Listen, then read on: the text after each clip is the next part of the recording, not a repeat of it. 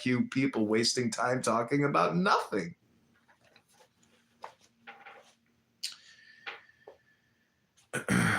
Okay, I'm reading here. I'm creating some clips for YouTube. This is called On the Difference Between Things, De Referentia Rerum.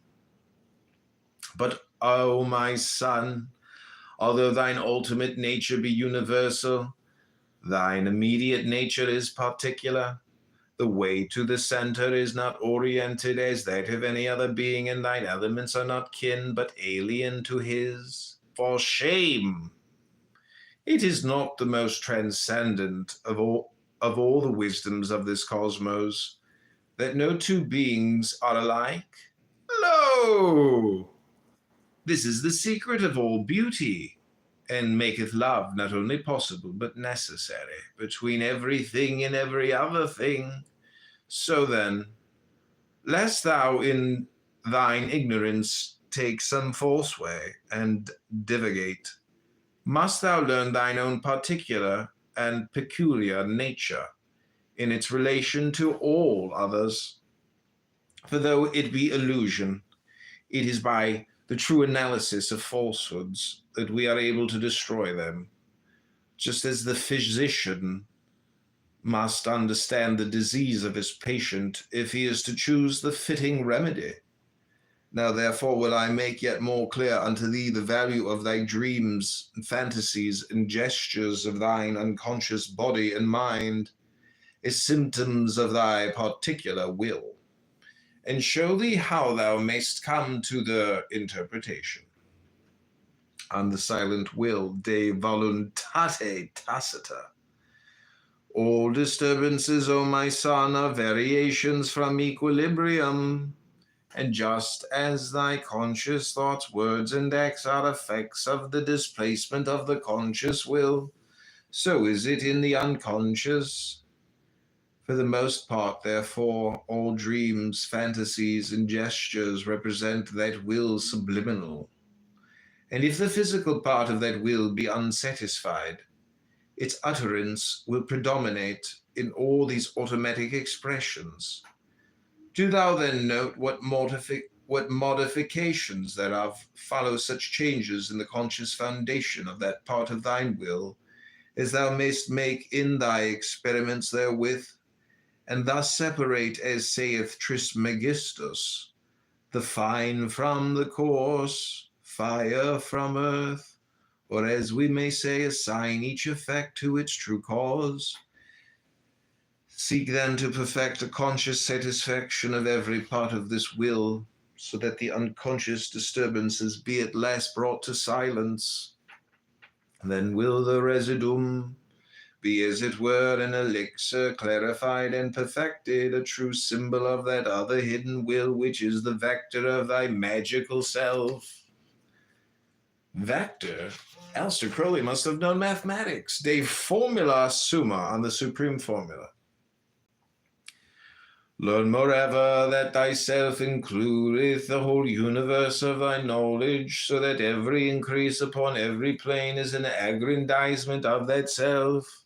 Yet the greater part of this universe is common knowledge, so that thyself is interwoven with other selves, save for that part peculiar to thyself. And as thou growest, so also this peculiar part is ever of less proportion to the whole, until when thou becomest infinite, it is a quantity infinitesimal and to be neglected. Lo! When the all is absorbed within the eye, it is as if the eye were absorbed within the all. For if two things become wholly and indissolubly one thing, there is no more reason for names, since names are given to mark off one thing from another, and this is that which is written in the book of the law. Let there be no difference made among you between any one thing and any other thing, for thereby there cometh hurt. But whoso availeth in this, let him be the chief of all. on the way of inertia, de vae inertiae. Of the way of the Tao I have already written to thee, O my son, but I must further instruct thee in this doctrine of doing everything by doing nothing.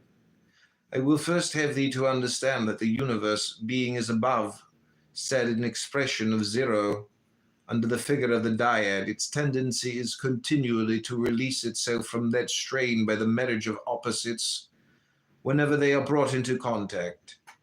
Thus, thy true nature is a will to zero, or an inertia of doing nothing, and the way of doing nothing is to oppose no obstacle to the free function of that true nature.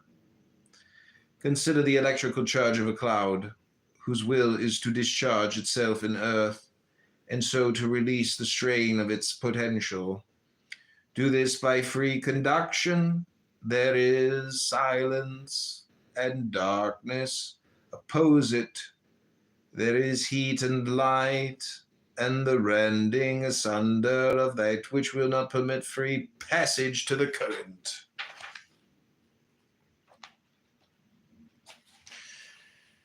On the way of freedom, de vae libertatis.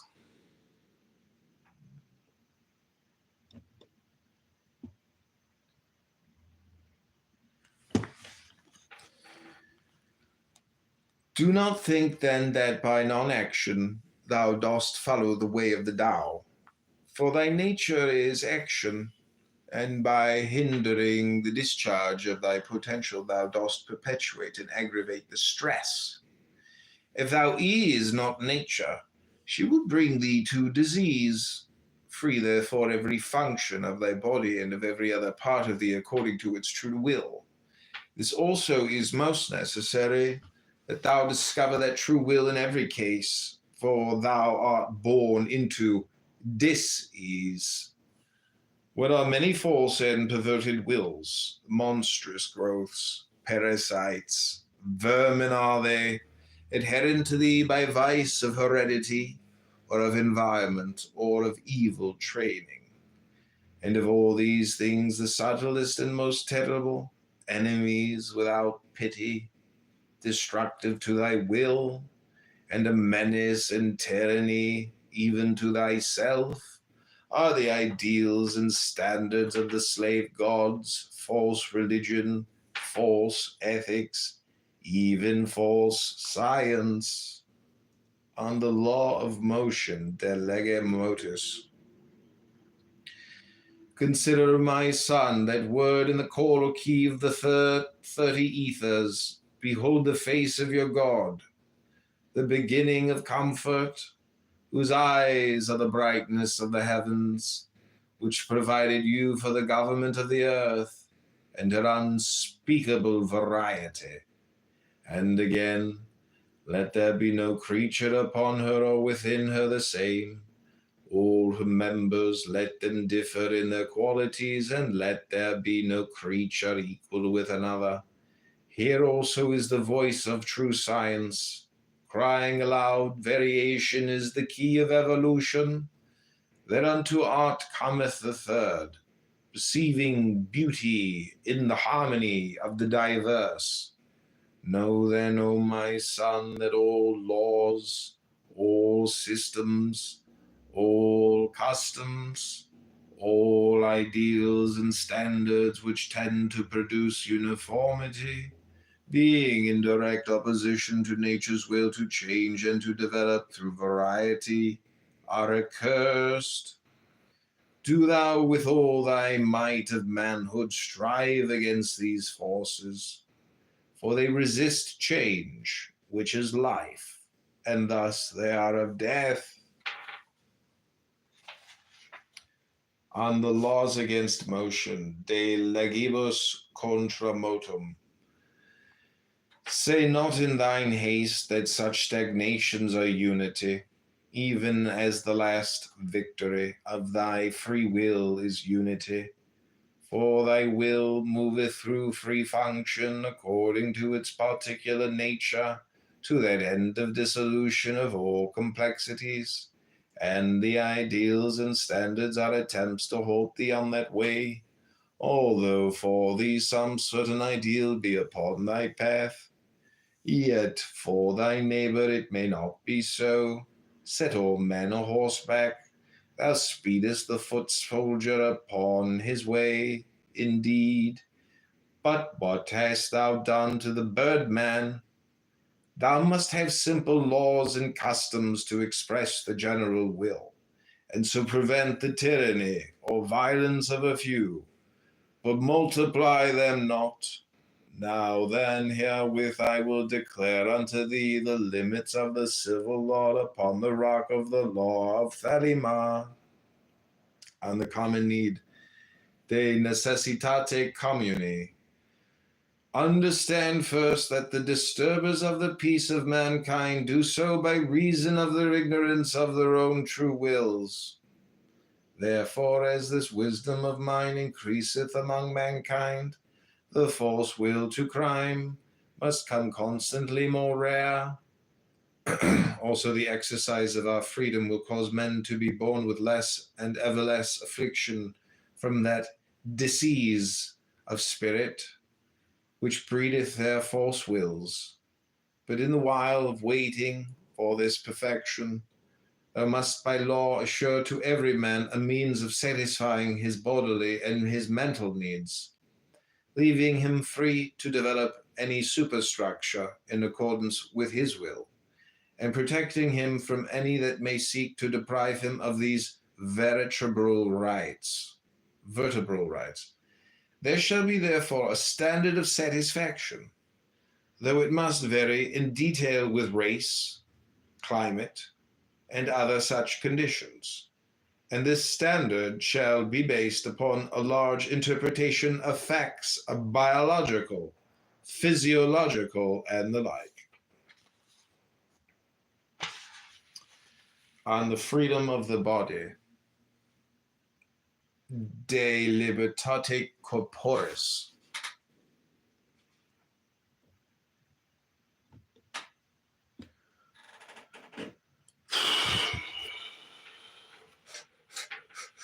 There shall be no property in human flesh.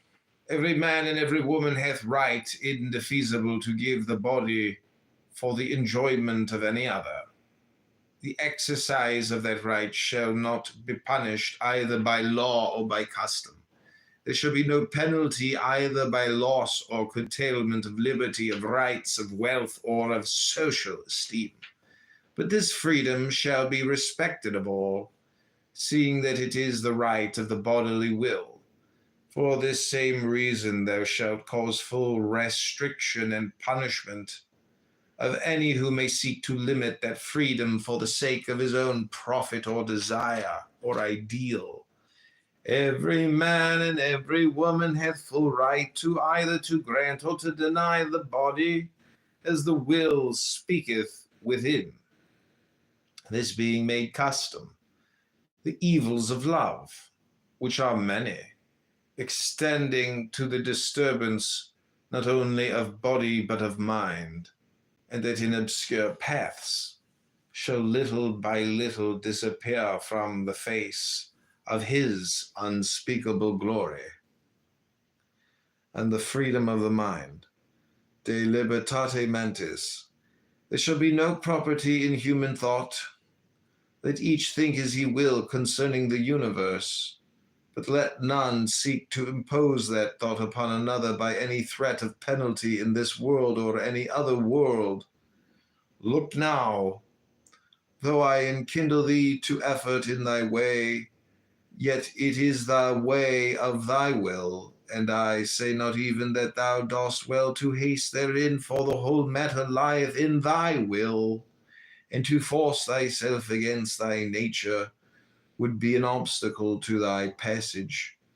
But if I urge thee to run well this race as an athlete, it is because I have perceived in thy nature that fierce lust and mighty concentration in that will, and I write this letter unto thee, knowing well that thou wilt rejoice exceedingly therein, since it is an expression of thine own will, and it may be a discovery thereof, which thing thou vehemently seekest, I charge thee, therefore, that thou permit none to tyrannize any other in thought, or to threaten, or in any other wise to blaspheme the great liberty of our Father, the Son, in the great cosmos, or of his vice-regent in the little.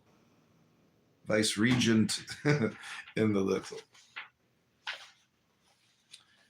Okay, this is 36 on the freedom of children, De Libertate Iuvenum.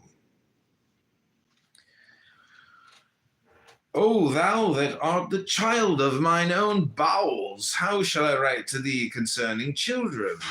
For herein is the Gordian knot, in our whole rope of wisdom, and it may not be severed by sword, no, not of a greater than Alexander the two-horned, and it is a balance like that of the egg, and the violence of a Columbus will but crack the tender shell which we must first of all preserve. Now, sentinel to this fortress standeth a certain paradox of general application, and in this large order I will declare it, so that its particular sense may enlighten thy mind hereafter. And this is the paradox, that there are bonds which lead to slavery, and bonds which lead to freedom. All we are bound in many fetters by environment, and it is for ourselves in great part to determine whether they shall enslave us or emancipate us. And I will make clear this thesis to thee by the way of illustration. On cultivating strength through discipline, De vai per disciplinam colenda. Consider the bond of a cold climate, how it maketh man a slave. He must have shelter and food with fierce toil.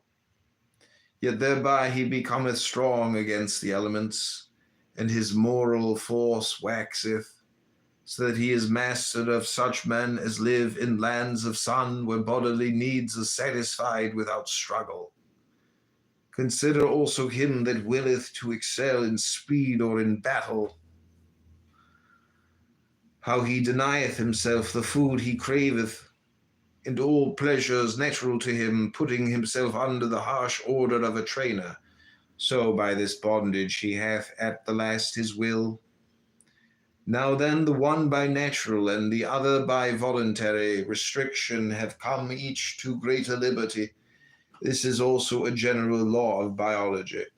For all development is structuralization, that is, a limitation and specialization of an originally indeterminate protoplasm, which latter may therefore be called free in the definition of a pedant.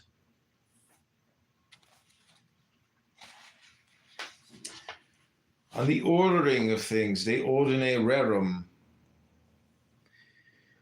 In the body, every cell is subordinated to the general physiological control, and we who will that control do not ask whether each individual unit of that structure be consciously happy, but we do care that each shall fulfill its function, and the failure of even a few cells or the revolt may involve the death of the whole organism. Yet even here the complaint of a few, which we call pain, is a warning of general danger.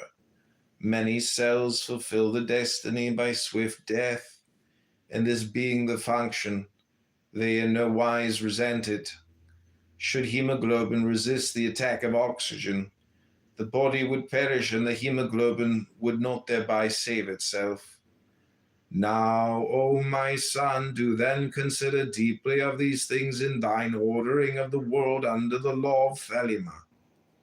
For every individual in the state must be perfect in his own function, with contentment, respecting his own task as necessary and holy, not envious of another's. For so only mayst thou build up a free state, whose directing will shall be singly directed to the welfare of all.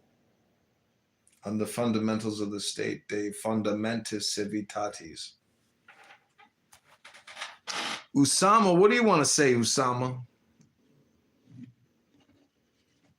Hello, I just wanted to continue. I really like what you did, so you can continue. Oh, assalamu alaikum. I knew you were going to say that. All communication is hypnosis. Yeah, I guess so. Who you were reading for? Was that Alan Watts? No, that's Aleister Crowley. I have to go with him. Because it was really good. Yeah. Yeah, you know, Alan Watts, it's kind of funny. I don't think he ever mentions Crowley because I don't know. I'm sure he read Crowley. I bet he did. I bet he read a lot of stuff, but he never really. He talks about some of the. He says he was always a student of William James, who is an American author publisher. He was a Harvard student. I have these books called The Writings of William James. It deals a lot with I don't know William James that well, but Crowley deals a lot with Taoism, Chinese philosophy, and Hindu philosophy, as well as Christian philosophy and Kabbalah. He's big into Kabbalah. He talks about Islam, Muslims, Mohammedans. He incorporates all the world's religions. He's like the movie Dune, but a 1900 version of, you know, he's like Alan Watts, but I don't know. He's different. He's unique because I think it's Victorian era time. So like he was the hashish smoking, you know, world traveling composer of all the world's religions. He synthesized his own world religion, essentially declaring himself the prophet and the master. It is a cult. It's called OTO, Ordo Templi Orientis, or Freemasonry. Say it with a fart. I'm shopping for cults, and usually they disappoint me. But what I hear today was really good, so maybe I will join them.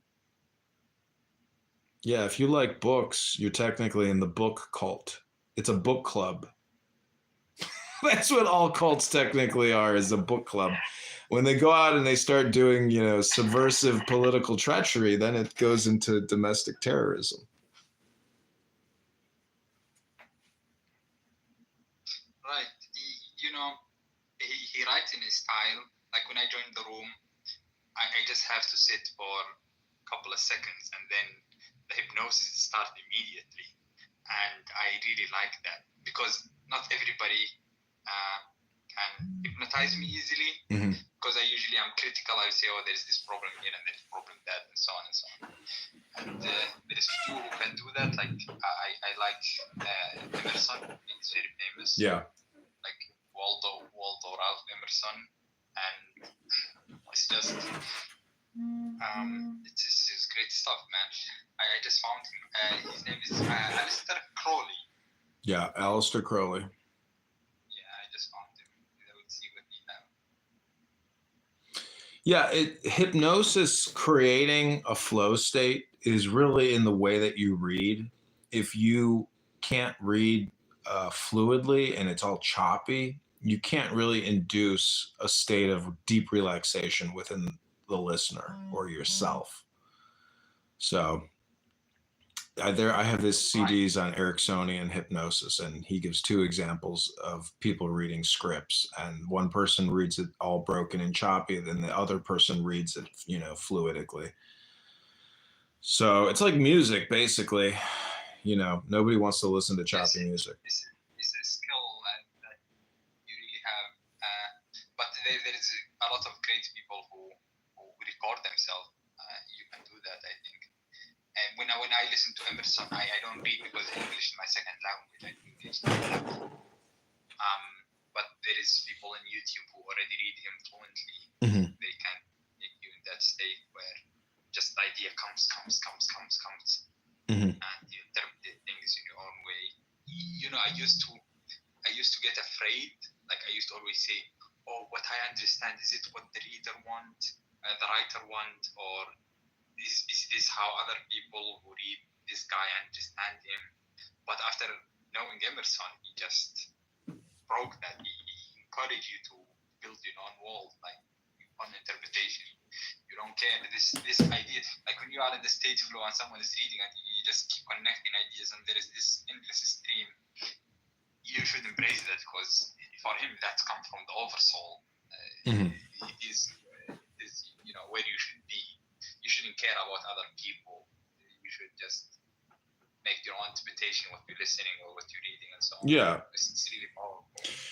Yeah, it's mind control. A lot of people have wandering minds, and so the whole thing is being in control of your essentially equilibrium.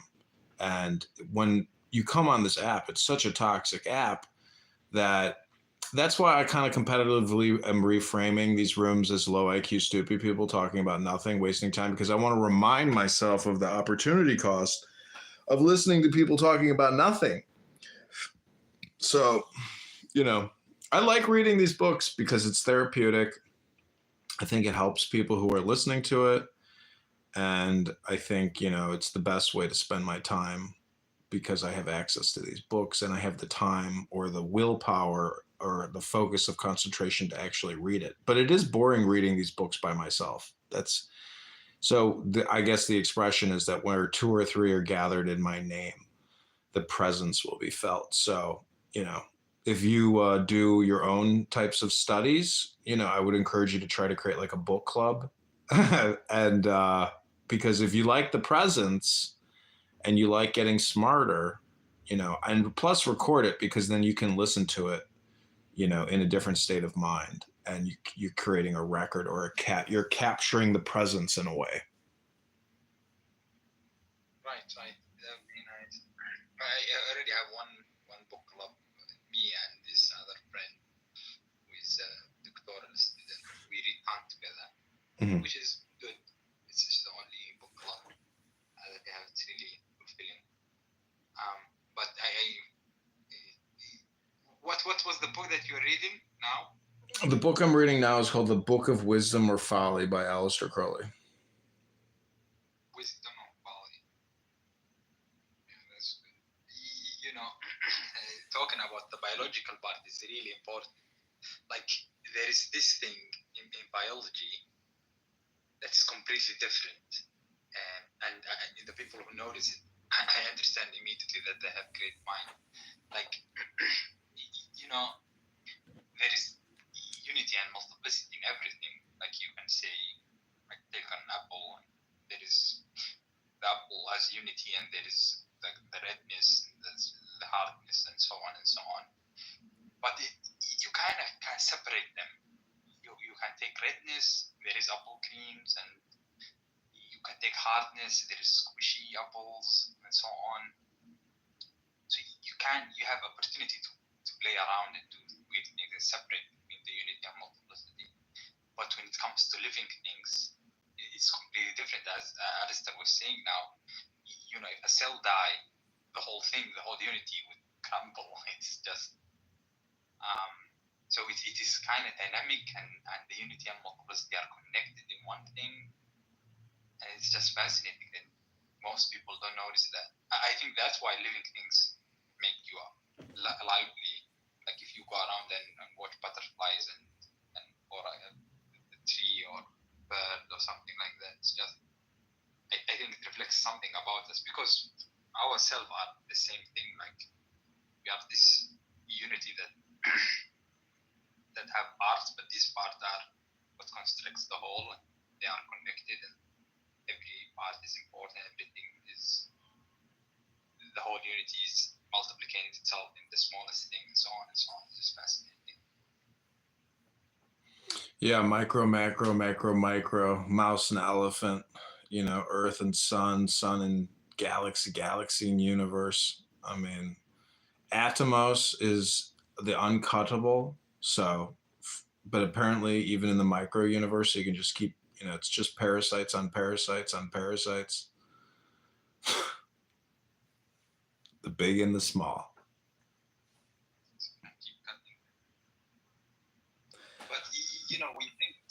things as if they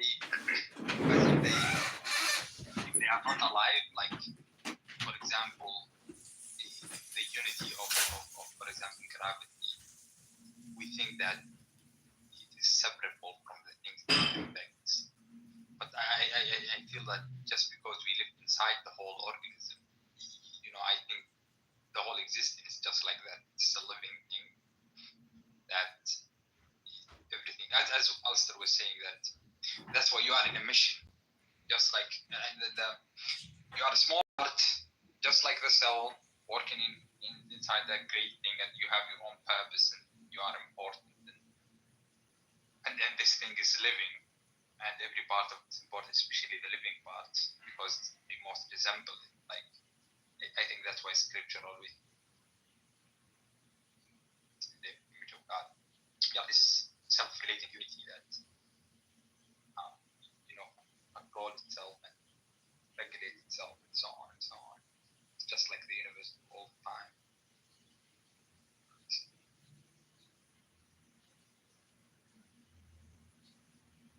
You can keep reading if you feel like it. I was really enjoying that.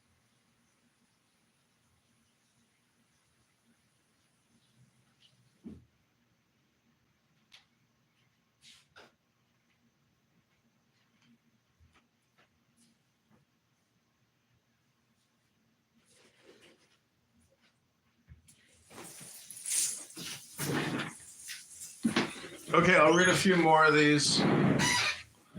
Hope you're enjoying it. This is the Wisdom. This is the Book of Wisdom or Folly. This is chapter 38. It's called On the Ordering of Things, De Ordine Rerum. In the body, every cell is subordinated to the general physiological control, and we who will that control do not ask whether each individual unit of that structure be consciously happy, but we do care that each shall fulfill its function, and the failure of even a few cells or the revolt may involve the death of the whole organism. Yet even here the complaint of a few, which we call pain, is a warning of general danger. Many cells fulfill their destiny by swift death, and this being their function. Yeah, we already read this one. Okay, this is on the fundamentals of the state. 39, De Fundamentis Civitatis. Say not, O my son, that in this argument I have set limits to individual freedom. For each man in this state which I purpose is fulfilling his own true will by his eager acquiescence in the order necessary to the welfare of all, and therefore of himself also. But see thou well to it that thou set high the standard of satisfaction, and that to every one be a surplus of leisure and of energy, so that his will of self-preservation being fulfilled by the performance of his function in the state, he may devote the remainder of his powers to the satisfaction of the other parts of his will. And because the people are oft times unlearned, not understanding pleasure, let them be instructed in the art of life, to prepare food palatable and wholesome, each to his own taste, to make cloths according to fancy, with variety of individuality, and to practice the manifold crafts of love. These things being first secured, thou mayst afterward lead them into the heavens of poesy and tale, of music, painting, and sculpture, and into the lore of the mind itself, with its insatiable joy of all knowledge. Thence let them soar. On the will of children, De Voluntate Iuvenum. Long ago, O my son, hath been this digression from the plain path of my word concerning children. But it was most needful that thou shouldst understand the limits of true liberty. For that is not the will of any man which ultimateth in his own ruin and that of all his fellows, and that is not liberty whose exercise bringeth him to bondage. Thou mayst therefore assume that it is always an essential part of the will of any child to grow to manhood or to womanhood in health, and his guardians may therefore prevent him from ignorantly acting in opposition thereunto, care being always taken to remove the cause of the error, namely ignorance as foresaid. Thou mayst also assume that it is part of the child's will to train every function of the mind, and the guardians may therefore combat the inertia which hinders its development. Yet here is much caution necessary, and it is better to work by exciting and satisfying any natural curiosity than by forcing application to set tasks, however obvious this necessity may appear. On the method of argument, de modo disputandi. Now in this training of the child is one most dear consideration that I should impress upon thee as in conformity with our holy experience in the way of truth. And it is this, that since that which can be thought is not true, every statement is in some sense false. Even on the sea of pure reason, we may say that every statement is in some sense disputable. Therefore, in every case, even the simplest, the child should be taught not only the thesis, but also its opposite, leaving the decision to the child's own judgment and good sense, fortified by experience. And this practice will develop its power of thought and its confidence in itself and its interest in all knowledge. But most of all, beware against any attempt to bias its mind on any point that lieth without the square of ascertained and undisputed fact. Remember also, even when thou art most sure, that so were they sure who gave instruction to the young Copernicus. Pay reverence also to the unknown unto him. Thou presumest to impart thy knowledge, for he may be one greater than thou. De voluntate Iuvenis cogno sed, unknowing the will of a child. It is important that thou shouldst understand as early as may be what is the true will of the child in the matter of his career. Be thou well aware of all ideals and daydreams, for the child is himself and not the toy. Recall the comic tragedy of Napoleon and the king of Rome. Build not an house for a wild goat, nor plant a forest for the domain of a shark. But be thou vigilant for every sign, conscious or unconscious, of the will of the child, giving him then all opportunity to pursue the path which he thus indicates. Learn this, that he, being young, will weary quickly of all false ways, however pleasant they may be to him at the outset, but of the true way he will not weary. This being in this manner discovered, thou mayst prepare it for him perfectly, for no man can keep all roads open forever, and to him making his choice, explain how one may not travel far on any one road without a general knowledge of things apparently irrelevant, and with that he will understand, and bend him wisely to his work. On the red gold de oro rubeo, I should have thee to consider, O my son, the word of Publius Vergilius Maro, that was the greatest of all the magicians of his time. In medio tutissumos ibis, which thing hath also been said by many wise men in other lands, and the holy Kabbalah confirmeth the same, placing Tifereth, which is the man, and the beauty and harmony of things, and gold in the kingdom of metals, and the sun among the planets in the midst of the tree of life. For the center is the point of balance of all vectors. So then, if thou wilt live wisely, learn that thou must establish this relation of balance with everything soever, not omitting one. For there is nothing so alien from thy nature that it may not be brought into harmonious relation therewith, and thy stature of manhood waxeth great, even as thou comest to the perfection of this art.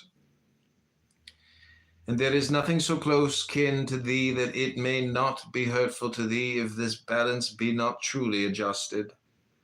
Thou hast need of the whole force of the universe to work with thy will, but this force must be disposed about the shaft of that will so that there is no tendency to hindrance or to deflection. And in my love of thee, I will adorn this thesis with example following. On wisdom in sexual affairs, De Sapientia in Re Sexuale. Consider love. Here is a force destructive and corrupting, whereby many men have been lost, witness all history. Yet without love, man were not man. Therefore thine uncle Richard Wagner made of our doctrine a musical fable, wherein we see M. Fortas, who yielded himself to seduction, wounded beyond healing. Klingsor, who withdrew himself from a like danger, cast out forever from the mountain of salvation, and Parsifal, who yielded not able to exercise the true power of love, and thereby to perform the miracle of redemption. Of this also have I myself written in my poema called Adonis. It is the same with food and drink, with exercise, with learning itself. The problem is ever to bring the appetite into the right relation with the will. Thus thou mayst fast or feast, there is no rule but that of balance.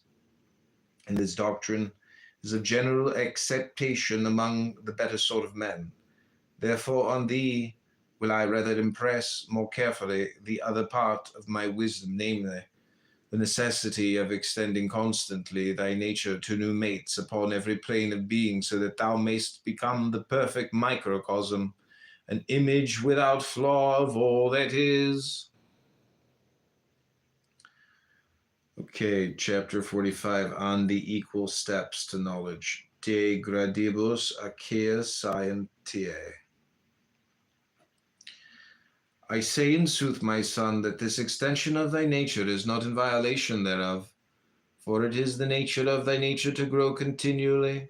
Now there is no part of knowledge which is foreign to thee, yet knowledge itself is of no avail unless it be assimilated and coordinated into understanding.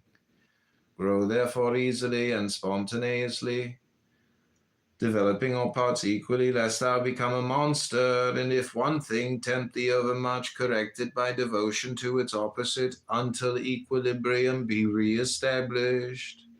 But seek not to grow by sudden determination toward things that be far from thee. Only if such a thing come into thy thought, construct a bridge thereunto, and take firmly the first step upon that bridge.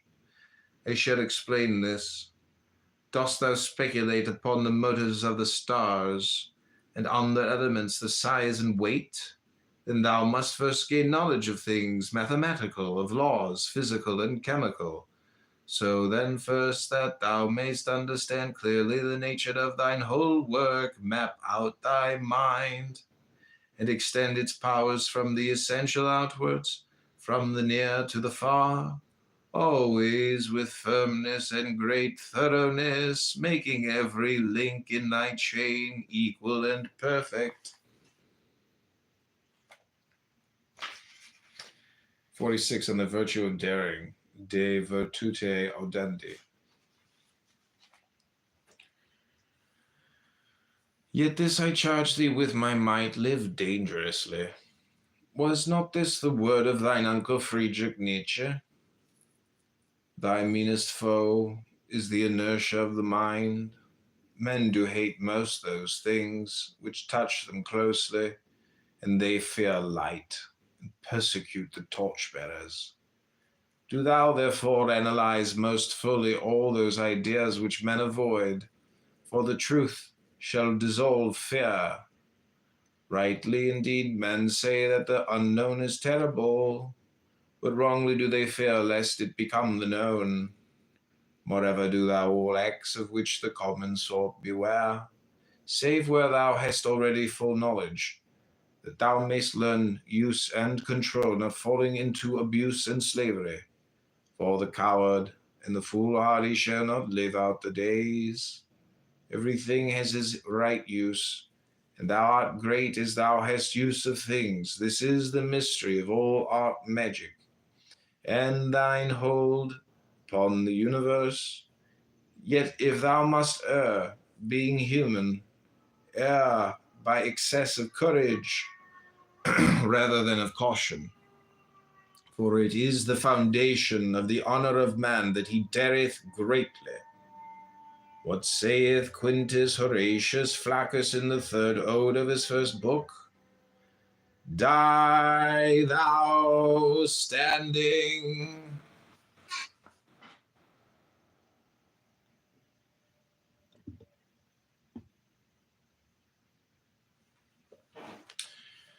On the art of training the mind, mathematics, de arte mentis colendi mathematica. Now concerning the first foundation of thy mind, I will say somewhat.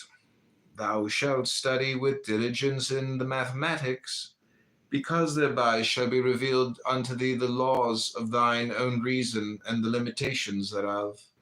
This science manifesteth unto thee thy true nature in respect of the machinery whereby it worketh and showeth in pure nakedness, without clothing of personality or desire, and the anatomy of thy conscious self.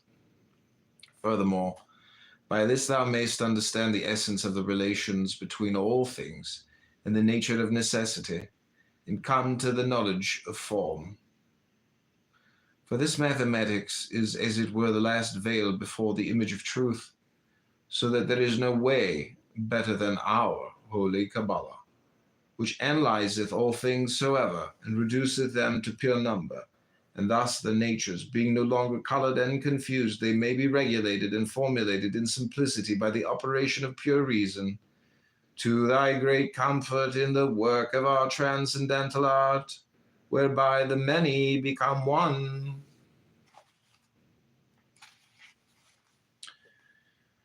Continued classic, sequitur classica. My son, neglect not in any wise the study of the writings of antiquity, and that in the original language, for by this thou shalt discover the history of the structure of the mind, that is, its nature regarded as the last term in a sequence of causes and effects. For thy mind hath been built up of these elements, so that in these books thou mayst bring into the light thine own subconscious memories. And thy memory is as it were the mortar in the house of the mind, without which no cohesion or individuality possible, so that it is called dementia. And these books have lived long, and become famous, because they are the fruits of ancient trees whereof thou art directly the heir.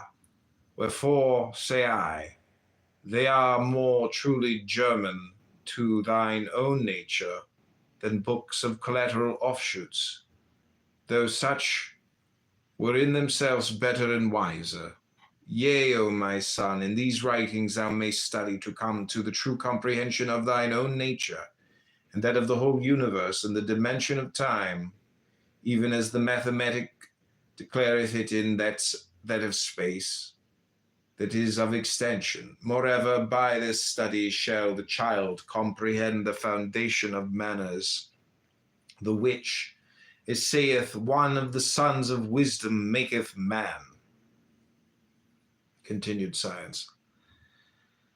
Sequitur scientifica.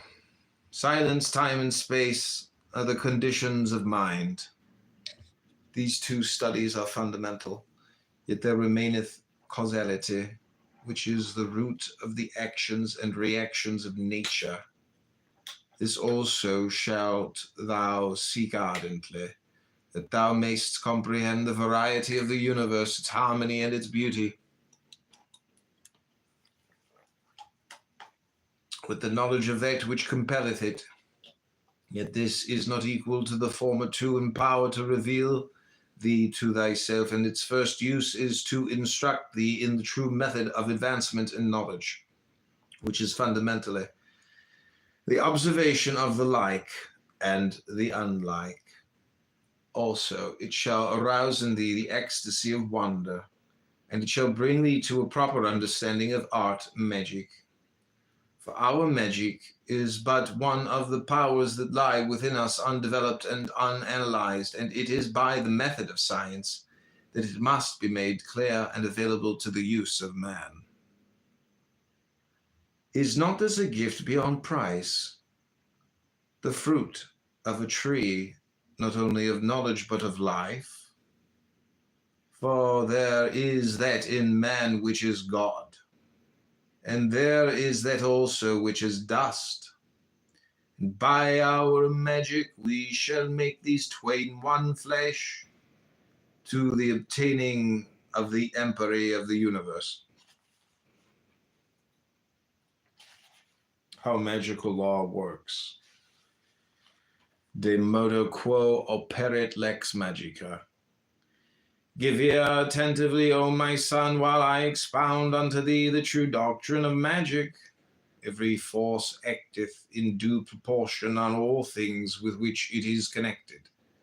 Thus a burning forest causeth chemical change by combustion, and giveth heat and motion to the air about it by the operation of physical laws, and exciteth thought and emotion in the man whom it reacheth through his organs of perception. Consider, even though it were but legend, the fall of the apple of Isaac Newton, its effect upon the spiritual destinies of man. Consider also that no force cometh ever to the end of its work.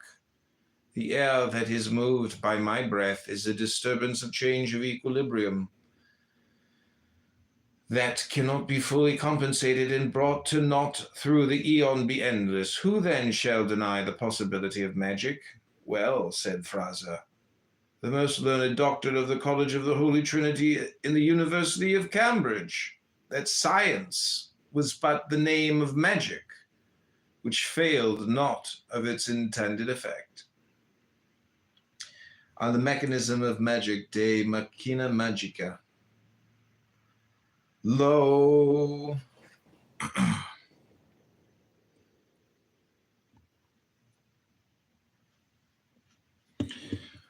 lo, I put forth my will, and my pen moveth upon the paper, by cause that my will mysteriously hath power upon the muscles of my arm, and these do work at a mechanical advantage against the inertia of that pen. I cannot break down the wall opposite me, by cause that I cannot come into mechanical relation with it, or the wall at my side, by cause that I am not strong enough to overcome its inertia. To win that battle, I must call time and pickaxe to mine aid. But how could I retard the motion of the earth in space? I am myself party of its momentum, yet every stroke of my pen effecteth that motion by changing the equilibrium thereof. The problem of every act of magic is then this, to exert a will sufficiently powerful to cause the required effect through a menstruum or medium of communication. By the common understanding of the word magic, we yet exclude such media as are generally known and understood. Now then, O my son, will I declare unto thee first the nature of the power, and afterward that of the medium. On the harmony of the soul with the body, De Harmonia Anime Cum Corpore. Okay, I'm gonna end it. This is like as long as I can read. Hope you enjoyed that, Usame and Rachel. That was fantastic, man. Thank you for reading. Yeah, you're welcome. Rachel, I hope you like that. Hope it creates more balance in your life for you, more equilibrium and joy.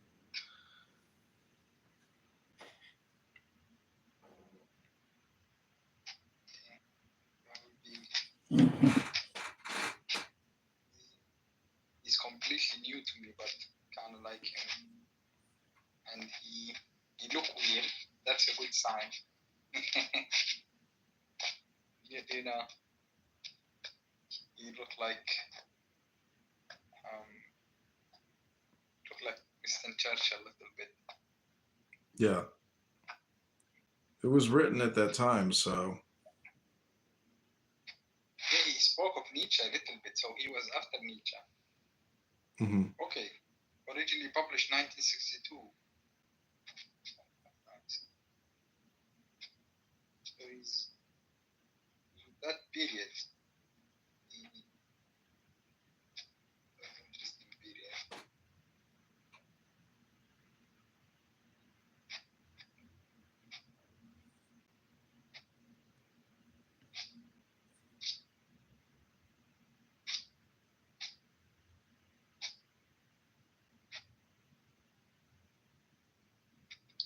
Yeah, I love he tackles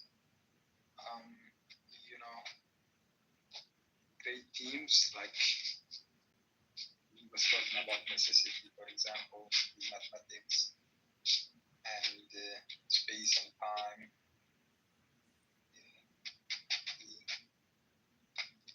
He really talk about things that are interesting or fundamental, you can say. Mm-hmm. Yeah. Give his take, yeah. He really reads a lot. Yeah, you really do have to read a lot. I mean, because there's just so much information out there that if you just stop reading, I mean, I don't, you're not really. It's like a daily renewal. I don't understand why people don't read books. Yeah, especially if you discover, someone who will give you life. Like some people, when they write, they don't write to write something smart. They don't write to write something relevant. They don't care about that.